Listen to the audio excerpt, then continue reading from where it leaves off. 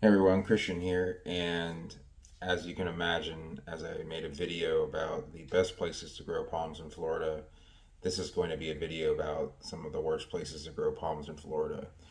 Some of you may live in these areas, and I'm sorry if I discuss your area and you live there in a negative fashion, but this is my opinion as far as growing plants. So the determinations as to whether a place is good or bad will be based on factors such as the cost of living, proximity to doing things, crime, the ability to get large quantities of land, and so with all of that in mind, um, the number one place that I would not want to grow tropical plants is Polk County. So Polk County is the county essentially between Orlando and Tampa. It has suburbs of both cities in it to some degree or another. More so Tampa than Orlando, but it's kind of on the fringes of both cities, and just has a bunch of suburban sprawl on the edges of the counties, but in the middle is basically Lakeland and a few other smaller towns. And don't get me wrong, Polk County is a beautiful area. There's a lot of rolling hills, a lot of historical areas such as Winter Haven, historical areas of Lakeland, Lake Wales, where Florida's natural is located. So there's a lot of places to go visit tourist wise, but there's also a lot of tourist traps. There's Legoland. There is a couple other weird theme parks or areas to visit, and a lot of wait till the garbage man goes by here. uh, Maybe I won't, but there's a lot of tourist traps there. Now that doesn't keep it from being a good place to live necessarily, but all those things combined, the crime rate is fairly high in areas such as Lakeland and Winter Haven, and the biggest factor, in my opinion, is the cold. There are very few microclimates in Polk County, and most of Polk County is um, just a much colder area on average for its latitude. Considering it's only 70 or 80 miles from here, but is a full zone less than Venice or Sarasota. It's unfortunate because it is a pretty area, but with those factors in mind, now the cost of living is relatively low in most of Polk County. The areas that you would want to live in are going to be higher. I've seen some very nice areas along the lakes, and if you're on the southern side of a lake in Polk County, southern or eastern side, you're going to probably be able to push some zone 10 palms, but for the most part, it's a zone 9. Some of these areas are even like a low zone 9. It just gets really cold in a lot of these valleys. So, Polk County, interesting place, close to a lot of larger cities if you like that. Cheap cost of living, but bad climate, higher crime rates. If you want to sum up Polk County in one sentence, it is where Florida man keeps his residence. So that's Polk County for you. I don't know if that's number one on the list, but it's definitely up there. So the second area that I want to talk about being bad for growing plants, and this is mostly because of the climate factor, is Hernando County. Now, Hernando County is two counties north of Hillsborough, which is where Tampa is. So we're talking north of Tampa, not east of Tampa now. And this is going to include towns such as Brooksville and Spring Hill. And it is along the water. There are parts of Hernando County it does border the Gulf Coast, but most of that area is uninhabitable because it's low lying swamp area, and there are no beaches north of say Tarpon Springs. There's a couple of beaches like along the Pasco County, which is between Hernando and Hillsborough County, but it just kind of becomes a muddy swamp area, and you really don't see a good beach in Florida heading north until you get to Panama City Beach. The rest of it is just kind of this murky water that doesn't have any of that color that you would see in when you think of a Florida beach. So the interior part of Hernando, meaning like anything kind of east of 19, is going to be significantly colder than you would expect. And the reason for that being is there's kind of this U-shaped area where there's ridges on both sides and there's a valley in the middle. And Brooksville I believe is the county seat, sits in that valley. And if it is 32 in Tampa, it's going to be 25 in Brooksville. So if you want to get away with a plant with like a light frost, maybe in Tampa, it's going to get a hard freeze in Brooksville. And it collects all that, the valley collects all that cold air. It's sitting at the lowest point, and it has nowhere to go. It can't even pass through, so it just kind of sits there. I know people that have places in Brooksville, and the town itself is neat. It's a little historical. It has some, again, rolling hills to it, being north of Tampa, the I-4 corridor.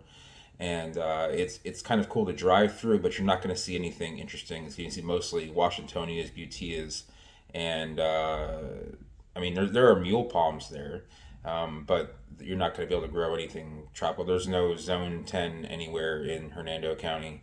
So the cost of living is lower. The crime rate is probably slightly above average, but not too bad. I have to check that. I mean, that's just off the top of my head.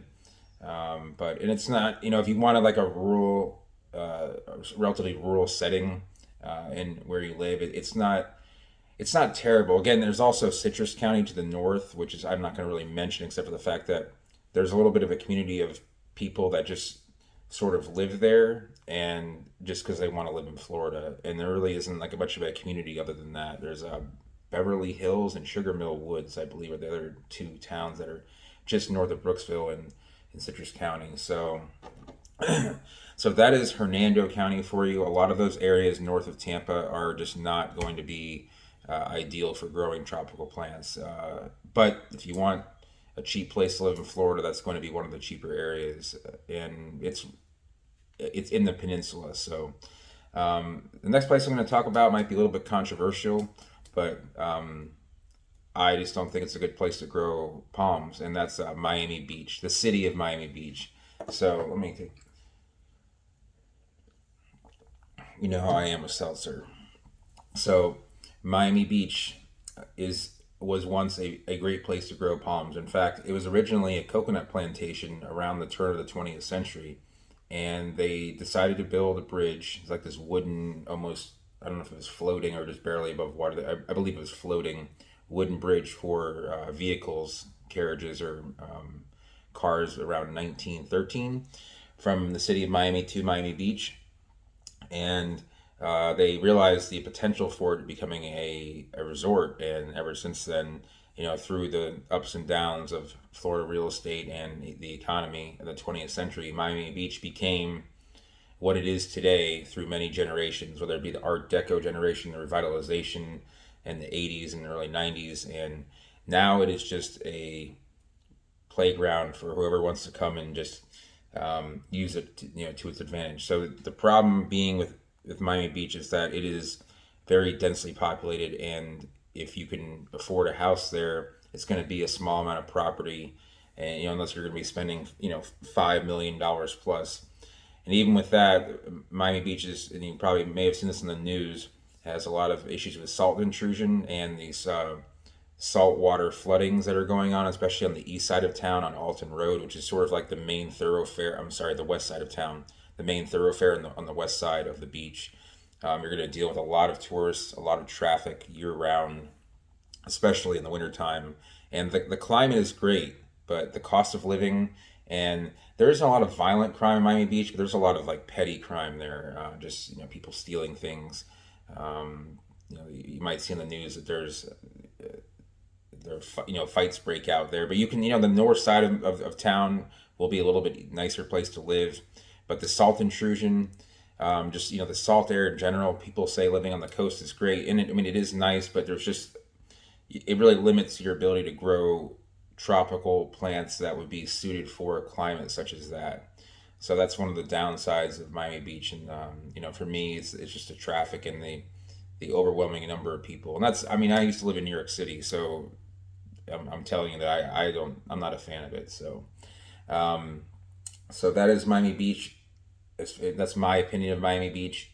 People might have a different one.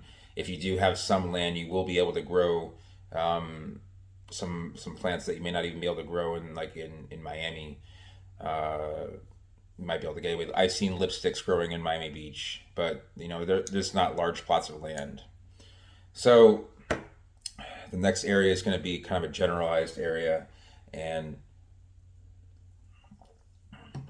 that is going to be north central Florida.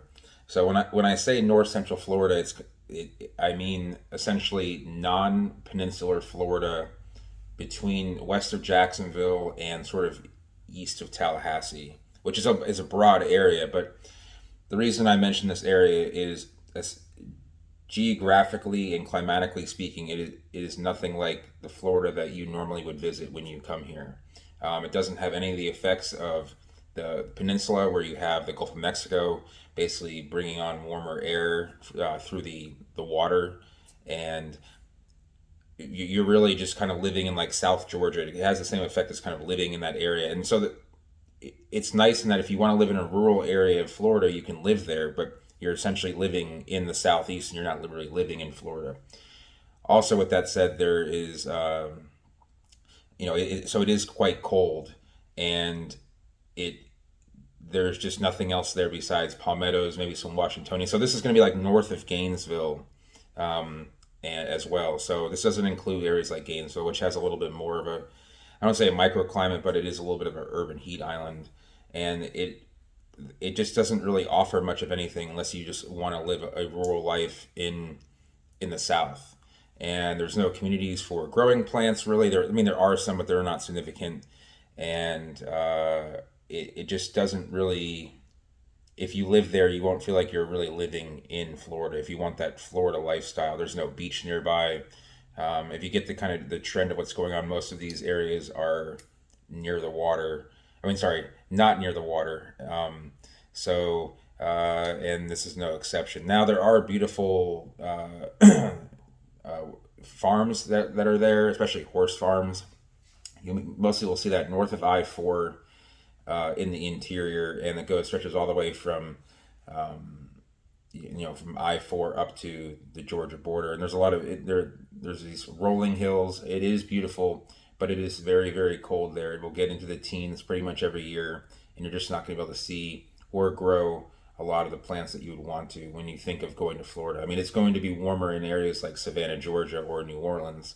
So you're just dealing with those cold fronts that are just going to take head on. With no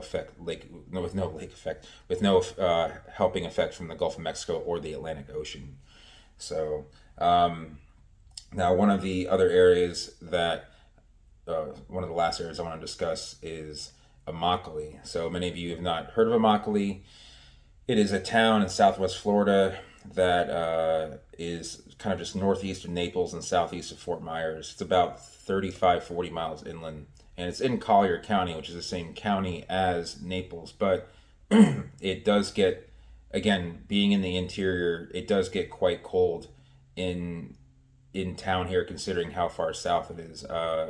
It is definitely warmer as far as wintertime lows up here in Venice, even Tampa or St. Pete versus Immokalee, just because the radiating cooling effect of the wintertime, there's nowhere for the heat to stay in, or there's no effect from the water, so the heat just disappears, radiates upward, and it gets quite cold there along those flatlands. There's no hills to kind of keep anything in, and the only upside is it will get warmer during the day in these interior areas of South Florida, but you'll get these in interior Florida, you'll get a larger differential between the nighttime and daytime temperatures.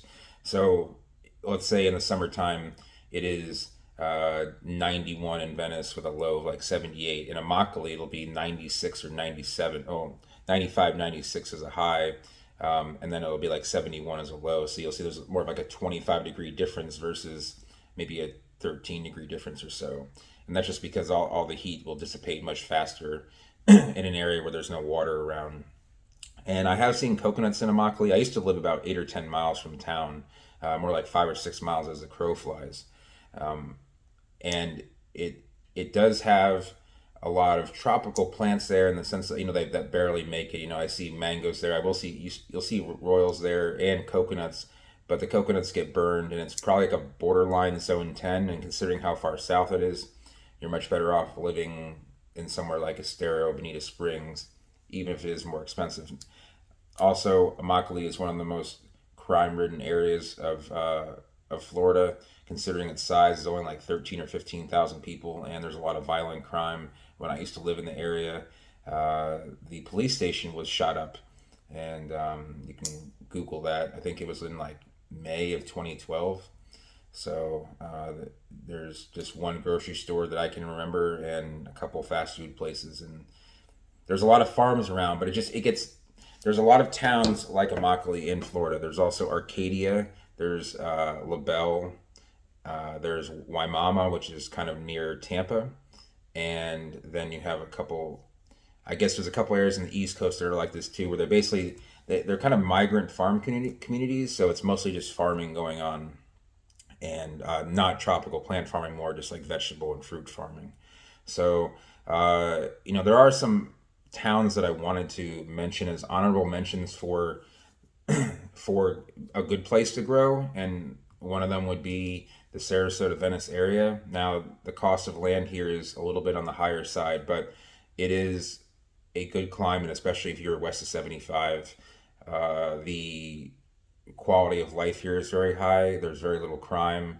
There's beautiful beaches. I think that the beaches in Sarasota and Venice are probably the best in the state, in my opinion. I mean, I live here. I don't really go to the beach that much, but I think that the beaches here are great. I mean, Miami Beach might have some more nicer looking water. The Keys might be nicer looking water, but the overall experience is much better. They aren't that crowded. I mean, in spring break, they're going to be crowded, but you can get decent plots of land in these areas. Sometimes there's a little bit larger areas for land in, say, like Bradenton, which is a little bit different. Bradenton's kind of like the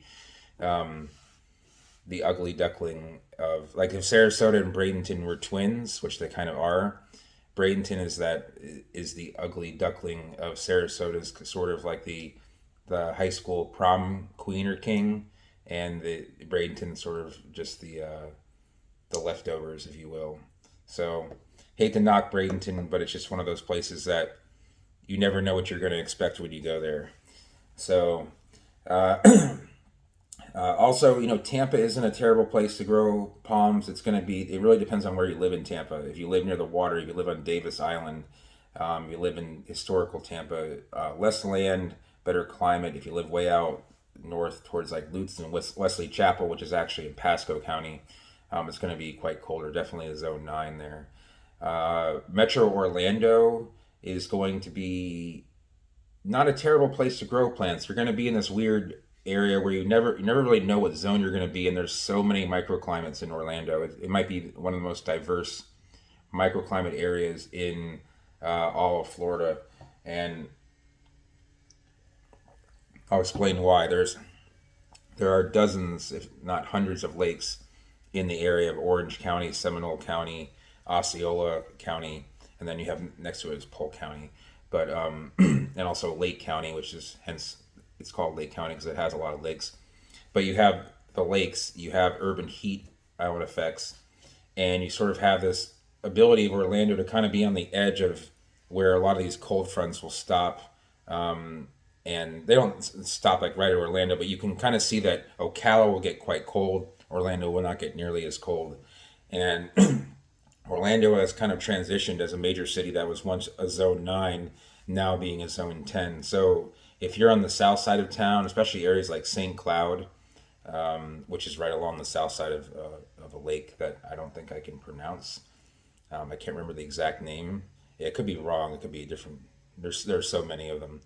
But St. Cloud is definitely a good area for growing plants. Lake County, which is kind of like a northwestern exurb area of Orlando, has a lot of microclimates, especially on the south side of lakes. So like a Eustis, Tavares, Mount Dora, usually they're beautiful little towns, historic towns, nice areas, not too expensive to live there, have become more desirable lately. I'm just off the top of my head, I'm trying to think of some other areas that aren't too bad. Punta Gorda, here about 25 miles southeast of here, right along the water, is actually a beautiful place for growing palms. It is the reason I don't put it in the top is because it is really low lying, and it kind of Charlotte County is just in general, there isn't a whole lot to do here or do in Charlotte County. It just has a higher median age, So people who are watching this that want to might want to like start a life in Florida might find that there's just the average age is just too high for them. So, but Punta Gorda does have a great microclimate, especially along the water there downtown. Punta Gorda Isles. If you go out east of 75, it gets cold very fast. You'll drop an entire zone heading out towards the town of Palmdale, even 15 miles out. So, but those are going to be my honorable mentions, as well as some of the worst places in Florida to live if you want to grow palms, based off of my parameters. So I hope you enjoyed this video. If you did, give it a thumbs up. If you're new to the channel and like seeing tropical plants, like discussing about tropical plants, consider subscribing, hitting that like button. If you have any questions about the areas I've discussed, you like to give out your own opinion on certain areas, then leave a comment leave a comment down below. I haven't had enough sleep. Leave a comment down below, and I will see everyone next time. Thanks for watching.